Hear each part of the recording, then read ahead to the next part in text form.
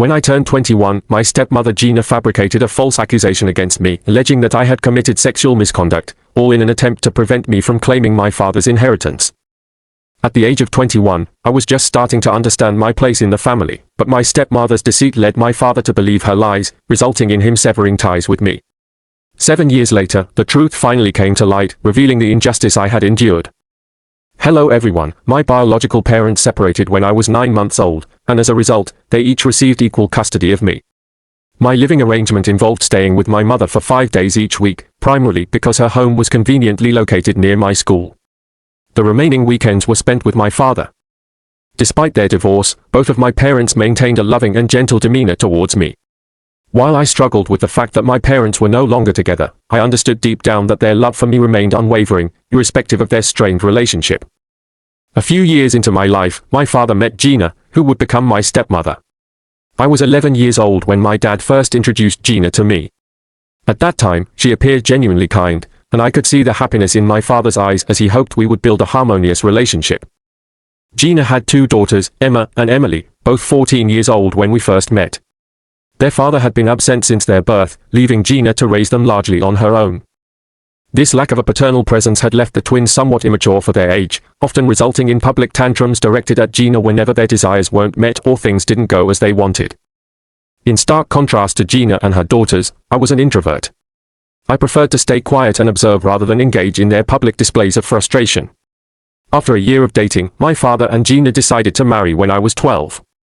Even my mother attended their wedding, and I was overjoyed at the prospect of having a new member join our family, a person who, I hoped, would be a source of support and companionship for me. Initially, I believed that my relationship with Gina was improving, but just a few months after their honeymoon, she revealed her true feelings. One morning, while we were alone, Gina confided in me that she didn't genuinely like me. She insisted that we only needed to feign affection for my father's sake when he was present. She went further to say that whenever my father was absent, I should avoid bothering her, as my presence reminded her too much of my mother. Her harsh words shattered my young heart. I had sincerely liked her and had hoped our relationship would flourish, but she saw me as nothing more than a facade to maintain appearances.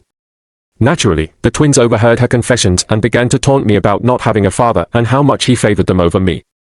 I remember one evening, tears streaming down my face, as I confided in my mother about the hurtful comments. She immediately contacted my father, who was stunned by Gina's accusations. He firmly believed that Gina would never speak ill of me and suggested that I might have misheard her. However, the following weekend, when I went to visit my father, Gina was visibly angry.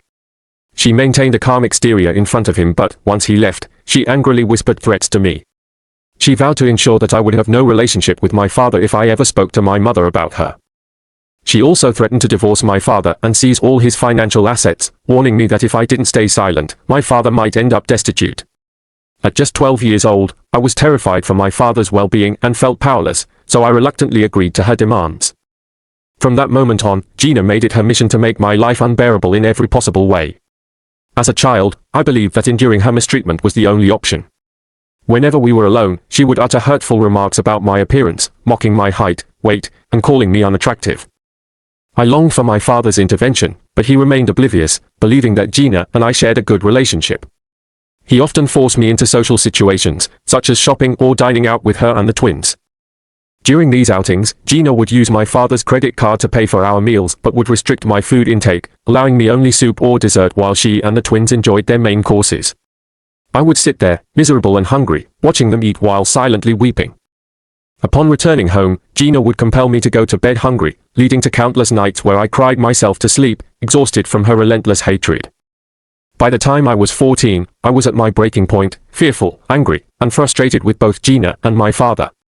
I dreaded weekend visits to my father's house and would often concoct excuses, such as claiming to have a stomachache, to stay with my mother instead. My parents noticed this change and my father expressed his sadness over our dwindling time together. My mother urged me to speak up if something was wrong, but fear of Gina's threats kept me silent. When I turned 14, my father decided to take our entire family on a trip to Greece. Initially, I was hesitant to go, but my mother convinced me that it would be a valuable opportunity to experience new cultures and environments. Reluctantly, I agreed to join them. As always, Gina acted sweet and caring in front of my father, embracing me and inquiring about my school life with a seemingly genuine interest. However, I began to notice subtle jabs in her otherwise kind demeanor. For instance, when I mentioned playing basketball, she would jest about how I needed to be taller to excel in the sport, despite my considerable height for my age. She also suggested that I should focus more on my studies rather than sports if I aspired to achieve anything significant in life. The twins would smirk and call me derogatory names like meathead, even though my academic performance was superior to theirs. My father noticed their behavior but chose to overlook it. Whenever I expressed discomfort over Gina's comments, my father dismissed my feelings, insisting that she was merely teasing and that I should lighten up. Gina would then mockingly agree with my father, telling him that I lacked a sense of humor and needed to have more fun, just as she did. This pattern continued throughout our vacation. One day, after yet another round of teasing about my weight while I was trying to enjoy the pool, I reached my limit. In a moment of anger, I decided to retaliate. I directly told the twins that they both had double chins, causing them to look embarrassed and hurt. Turning to Gina, I criticized her choice of wearing a shrug over her bikini, pointing out that her protruding stomach made her resemble a penguin. Gina's face flushed with embarrassment, and she quickly retreated to our hotel room. The twins accused me of being sexist and horrible for my remarks, later informing my father about the confrontation. My father confronted me, visibly upset, questioning whether I had indeed spoken to my stepmother and stepsisters in such a manner. When I confirmed, he berated me for my behavior, insisting that I had been raised better than this and that I should never comment on a woman's weight. I defended myself by pointing out that they were the ones making derogatory remarks about my appearance. Nonetheless, my father forced me to apologize to Gina, who had secluded herself in the bathroom, crying over my comments. She and the twins theatrically accepted my apologies in front of everyone. Upon returning home, I confided in my mother about the incident. She once again spoke with my father, who attempted to place the blame solely on me. However, my mother stood her ground, threatening to report Gina to Child Protective Services if she ever made further derogatory comments about my weight or appearance. This ultimatum frightened my father, and somehow, Gina ceased her verbal attacks against me. Although she and the twins continued to blatantly ignore me when my father wasn't present, I had grown accustomed to their indifference. When I was 16, my mother had to travel for a few days, leaving me to stay with my father and Gina. Gina had been complaining about the burden of cooking for an additional family member, so on my final night, I decided to take over dinner preparations. My mother had taught me to cook from a young age to foster independence. Upon hearing that I would be cooking, Gina mentioned wanting to invite some of her friends over. I prepared the meal, set the table, and served dinner to our guests. Everyone praised my cooking, and later, my father offered to clean the dishes, allowing me some time to relax in my room. That's when I overheard Gina and her friends loudly conversing outside my window. They were extolling how fortunate Gina was to have a supportive husband and a beautiful home. When they praised my culinary skills, Gina abruptly turned sour, berating me for being annoying and expressing her disdain for seeing my face. She confided in her friends her eagerness to reach 18 so she could avoid spending weekends with me. One of her friends commented on how impressive I seemed, prompting Gina to admit that she had expected me to fail at cooking and had been hoping I would make a mistake to blame on myself.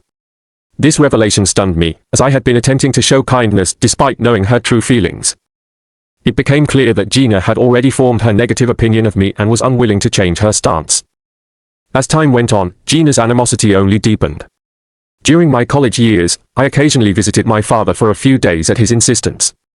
Even then, Gina would completely ignore me, often scheduling family activities that excluded me, ensuring that I remained isolated at home. If I happened to wake up late during my vacation time, she would berate me for being lazy and inconsiderate, even if I had diligently cleaned up after myself. Despite my respectful and polite demeanor, I felt perpetually at fault in her eyes. Additionally, Gina invaded my privacy by barging into my room without knocking, disrupting my sleep and making me feel extremely uncomfortable. She would randomly search my room and even under my bed for reasons unknown, refusing to serve me dinner while readily catering to the rest of the family. Regardless of these ongoing issues, I remained silent, choosing to keep my head down and spend as much time as possible with my father. The pivotal moment came when I turned 21. My father invited me to visit, claiming he had important news to share. It had been a considerable time since our last meeting, so I felt a mix of apprehension and curiosity.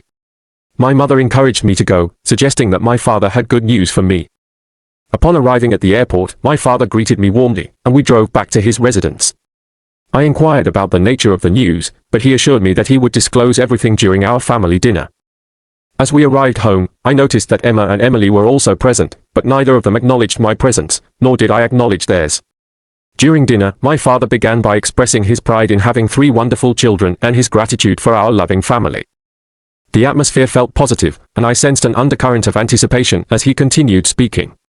He looked at each of us with a smile, including Gina, who had been glaring at me coldly all day.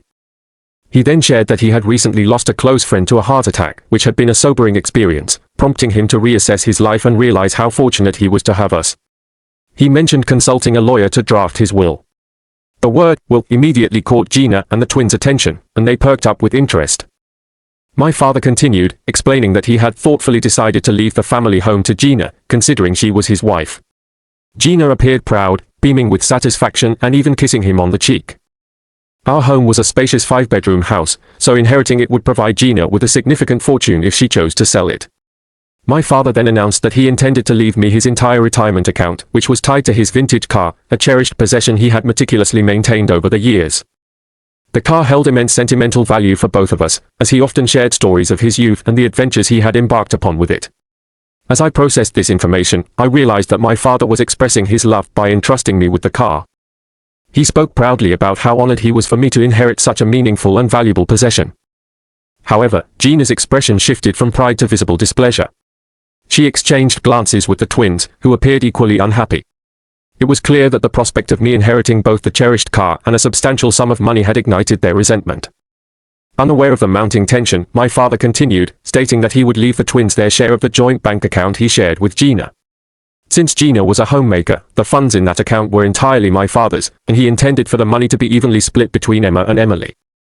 He reassured them that with the inheritance and the house, they would never have to worry about financial instability, even in the event of his passing. I found this arrangement fair and was content with it. However, the twins immediately voiced their dissatisfaction, claiming they had expected more and that my father should also allocate his retirement funds to them, especially since I supposedly didn't need the money. When my father inquired about their reasoning, Gina intervened, asserting that as a male, I should find my own way in life, while they, being female, required more financial security. My father reminded Gina that he had already provided for their education and now intended to leave them the house and their portion of the bank account, ensuring they had nothing to fear financially. Gina persisted, arguing that I didn't deserve such a large inheritance, but my father remained resolute in his decision. As they continued to argue, Gina suddenly burst into tears. Concerned, we all fell silent as my father tried to console her, insisting that there was no reason to cry over the matter since he had been fair in his decisions. Amidst her sobs, Gina confessed that she had been holding back her true feelings for years to protect the family but could no longer contain her emotions. The room was filled with an awkward silence as my father and I exchanged puzzled looks. Sensing the gravity of the situation, my father gently encouraged Gina to share what was truly troubling her. Through her tears, Gina began to allege that a few years ago, I had attempted to force myself on her. She claimed that I would stare at her and invade her personal space uninvited, especially after our vacation in Greece where we had previously argued about my weight and height.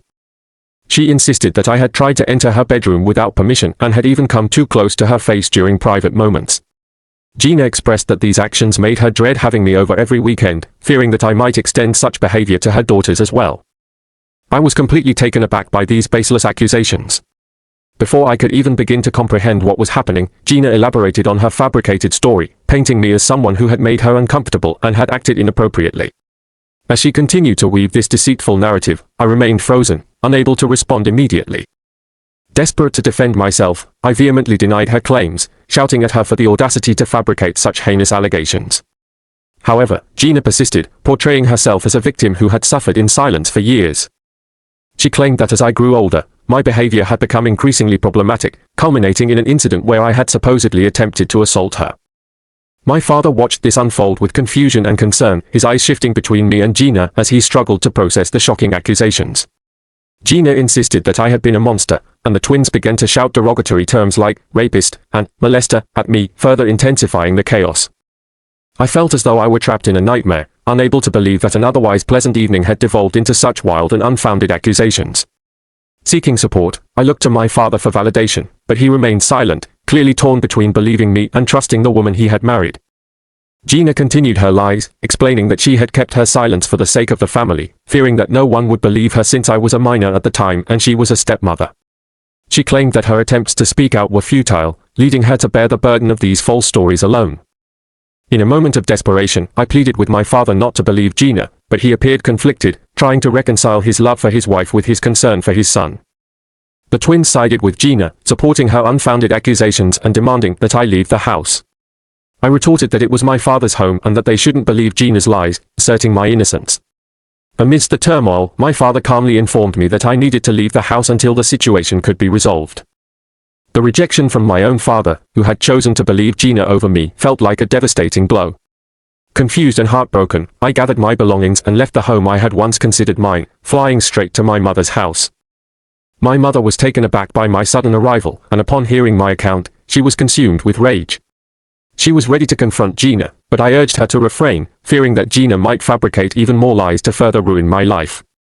I couldn't risk having her remain in my life, especially after the trauma she had inflicted upon me over the years. Consequently, I decided to cut off all contact with my father, believing that he didn't deserve to have me in his life after choosing to believe Gina's malicious accusations. Eventually, my mother informed me that my father had contacted her, expressing shame over having a son like me and declaring that he wanted nothing to do with me. My mother's attempts to defend me fell on deaf ears, as my father's side of the family also believed Gina's story, labeling me as a pervert. The emotional pain inflicted upon my mother, hearing such harsh words about her own son, was unimaginable. The damage was irrevocable, and Gina had effectively won. I had hoped that my life would start to improve after severing ties with my father, but Gina and the twins continued to harass me relentlessly. They bombarded me with a series of abusive text messages, filled with unspeakable insults and threats to keep me away from my father forever. The situation deteriorated to the point where I had to change my phone number just to escape their relentless torment. The aftermath of Gina's manipulation left me terrified of being around any woman, fearing false accusations that could jeopardize my career and personal life. I became fearful of meeting new people or going on dates, haunted by the possibility of being wrongly accused again. Throughout this ordeal, my mother remained steadfast by my side, believing in me and supporting me unconditionally. I endured severe depressive episodes and suicidal thoughts, but my mother's unwavering support helped me navigate through the darkest moments. She even moved in with me for a few months to ensure I was safe and had the support I needed. Gradually, my mental health began to improve, and I started rebuilding my life. Eventually, I met an incredible woman named Mara, who brought light and happiness into my world. She has transformed my life, and both Mara and my mother have become pillars of strength and love for me. Thanks to their support, I found renewed purpose and began to focus on the positive aspects of my life. Just a week ago, I received an unexpected call from an unknown number. Assuming it might be Amazon, I answered, only to be shocked to hear my father's voice on the other end. His first words were filled with remorse, expressing how much he had missed me. It had been nearly 7 years since we last spoke, and he sounded aged and weary. Curious about how he obtained my new number, especially since few family members had it, I questioned him, but he dodged the inquiry, instead asking if I was doing okay. I remained silent and told him not to contact me again, as I had nothing to say to him. This prompted my father to break down in tears, begging for my forgiveness and lamenting how he had abandoned his own son. My curiosity was piqued, and I waited for him to explain further. He then revealed that Gina had been cheating on him with his best friend for several years. When he confronted her with evidence of the affair, Gina didn't bother to hide her actions anymore. She confessed that she had married my father solely for his wealth and expressed her disdain for him. Under pressure, Gina finally admitted that she had fabricated all those false accusations against me because she harbored deep resentment towards me and desired my father's wealth for herself and her daughters. As a result, my father divorced her, and she received nothing from the marriage due to her infidelity, despite her lawyer's attempts to secure alimony. My father continued, explaining that he had been waiting to finalize the divorce so he could officially reach out to me and apologize for the suffering I had endured. He expressed a desire to reconnect and rebuild our father-son relationship. However, upon mentioning father and son, I couldn't help but scoff, feeling that he had failed in his role by abandoning me based on Gina's malicious lies. I told him that he was not my father anymore, that I wanted nothing to do with him, and that he should refrain from contacting me. I ended the call, hoping he would understand my decision. Unfortunately, since then, I have been inundated with calls from my father and his side of the family, who argue that I am making his suffering worse by refusing to engage with him. Their messages leave me feeling conflicted, torn between loyalty and the pain of being unjustly accused. In an update, I mentioned that my original post had been locked, but I was able to share it successfully afterward. I expressed immense gratitude for the support and advice I received, which helped me recognize my own worth. I clarified that my anger wasn't solely directed at my father for believing Gina over me, but also at him for not protecting me from Gina's harassment and manipulation during my formative years. I decided it was time to open up to my mother about everything I had endured, confident that she would understand and support me. In a subsequent update, I shared that a week had passed since I opened up about my mental health, and I was doing okay, thanks to the kindness and support of everyone who reached out. I had booked tickets for my mother to visit so I could share everything with her and Mara, as they already sensed something was wrong. I recounted to them how my father had contacted me after all those years, which shocked my mother. She was furious upon learning that my father had gone through a divorce and was angry at Gina for the havoc she had wreaked on our lives. I detailed how Gina had manipulated and bullied me from the age of 12, threatening to divorce my father if I ever spoke out against her. As I slowly shared each traumatic incident, I couldn't help but cry, with Mara and my mother shedding tears alongside me. My mother immediately comforted me, emphasizing that I should never have kept these painful experiences to myself. Mara echoed these sentiments, affirming that no child should have to endure such treatment and that it was perfectly acceptable for me to sever ties with my father, who had failed to protect me when I needed him most. This heartfelt conversation solidified my resolve. I realized that my father's actions, influenced by Gina's lies, demonstrated that he perhaps never truly loved me. If he had genuinely loved me and understood who I was, he would never have believed such unfounded accusations. With this newfound clarity, I made up my mind. After years of silence, I felt a sense of relief by voicing my past traumas to my mother and Mara. I decided to block my father and any other family members who attempted to interfere in my life, feeling no obligation to explain myself to those who had chosen to abandon me based on false pretenses. In my third update, 6 months had passed since I first shared my story, and my life had undergone significant positive changes. I began by sharing a joyous milestone. I proposed to Mara, and she happily accepted. My mother was thrilled for us, and we are considering moving closer to her to take advantage of better schools and the flexibility of our jobs, which would benefit our future family. Additionally, I started attending therapy sessions, a step I took following the encouragement and advice I received online. Therapy has been instrumental in helping me heal, allowing me to focus on the positive aspects of my life, such as the unwavering support from Mara and my mother. Reflecting on my journey, I acknowledge that the past was incredibly challenging, but I am now looking forward to a brighter future, free from the lies and drama that once overshadowed my life. With the love and support of those who truly care about me, I am moving forward with hope and resilience, determined to build a life filled with happiness and purpose.